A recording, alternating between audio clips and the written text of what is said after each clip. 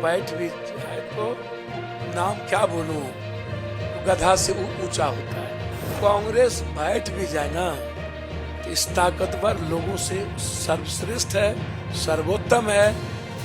भले ही ईवीएम, पूंजीपति, मीडिया और सीबीआई ईडी के द्वारा कोई पीएम 400 पार कर ले, इस हिंदुस्तान के 130 करोड़ का किसी ने दिल जीता है तो राहुल गांधी। मैं कांग्रेस के लिए बिहार में सशक्त मजबूती के साथ संघर्ष भी करूंगा और मजबूत पार्टी बनाने में हमेशा पूरी तन्मयता के साथ। आज हम उठाएंगे पर्दा बिहार के उस चर्चित चेहरे से जो उत्तर प्रदेश की धरती पर कांग्रेस के लिए बिखेर रहे हैं अपने प्रचार के रंग। जी हाँ, हम बात कर रहे हैं पप्पू यादव की, जिनके चुनावी अभियान की गूंज अब अमेठी और रायबरेली की गलियों में सुनाई दे रही है। लेकिन क्या आप जानते हैं कि इसके मायने क्या है? यह एक राजनीतिक मास्टर स्ट्रोक या फिर एक अनपेक्षित चाल? और सबसे बड़ा सवाल, क्या इससे बदलेगी चुनावी हवा?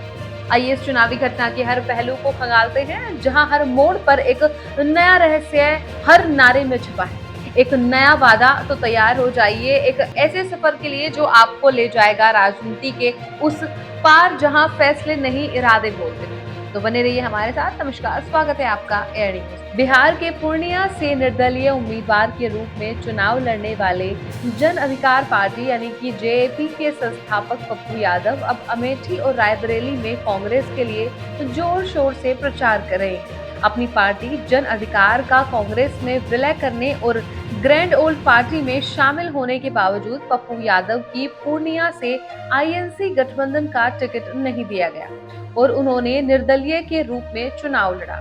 बिहार में कांग्रेस नेता भी उन्हें कांग्रेसी नहीं मानते हैं। लेकिन इसके बाद भी पप्पू यादव अमेठी और रायबरेली में राहुल गांधी और प्रियंका गांधी को वोट देने की अपील कर रहे हैं। हाल ही में शुक्रवार को यहां एक चुनावी सभा को संबोधित करते हुए पप्पू यादव ने कहा कि प्रियंका गांधी कल देश का भविष्य हो सकती है। उन्होंने कहा, वह आपकी बेटी है, जैसे आपकी बेटी प्रिया है वैसे ही प्रियंका गांधी भी देश की बेटी है। वह हमेशा एक बेटी की तरह आपके पास आती है। उनके दिल में सभी के लिए जगह है। उन्होंने गांधी परिवार के लिए समर्थन मांगने वालों से यह बात कही।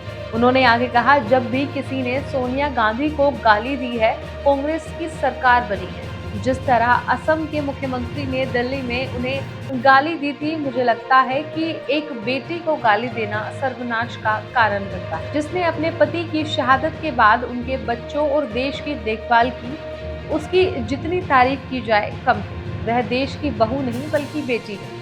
जब पत्रकारों ने पप्पू यादव से पूछा कि आप सिर्फ रायबरेली और अमेठी में चुनाव क्यों प्रचार कर रहे हैं, तो पप्पू यादव ने कहा, मुझे गांधी परिवार से बहुत लगाव है। इस परिवार ने देश को बहुत कुछ दिया है।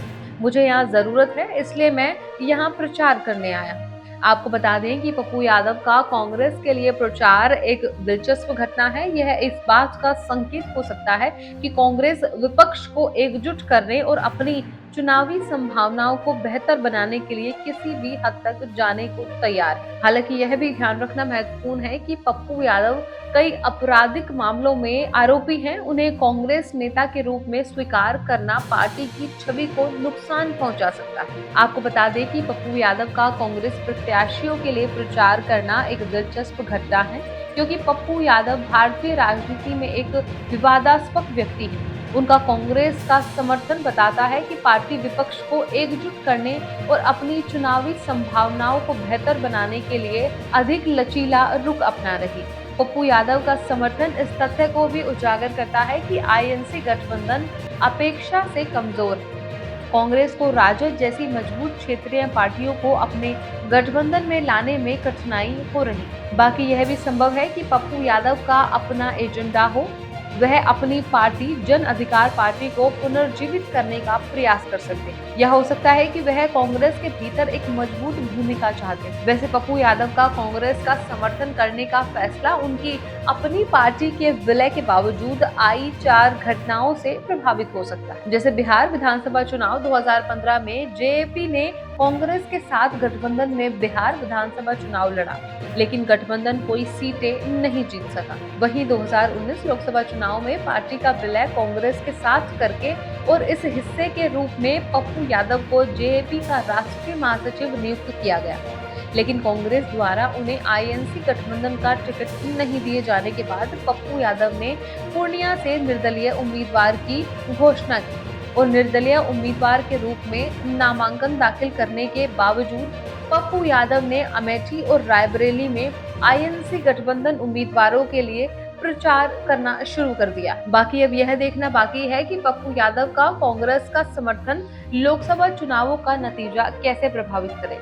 हालांकि इस घटना से पता चलता है कि भारतीय राजनीति का परिदृश्य तेजी से बदल रहा है। तो इस तरह हमने जाना कि पप्पू यादव का कांग्रेस का समर्थन एक जटिल घटना है जिसके कई निहितार्थ हो सकते हैं। यह इस बात का भी संकेत हो सकता है कि कांग्रेस विपक्ष को एकजुट करने में सफल हो रही है, या यह आईएनसी गठबंधन के भीतर कलह का संकेत हो सकता है। यह पप्पू यादव की व्यक्तिगत महत्वाकांक्षाओं को भी दर्शा सकता है। फिलहाल इस रिपोर्ट में बस इतना ही। इस मुद्दे से जुड़े कोई भी सवाल या अपने विचार आप हमें हमारे कमेंट में लिख सकते हैं और इसी तरह की देश और दुनिया की तमाम खबरों के लिए चैनल को सब्सक्राइब करके बेल आइकन को दबाना ना भूलें, ताकि आने वाले समय में आपको हमारी महत्वपूर्ण वीडियो की नोटिफिकेशन समय से प्राप्त हो सके।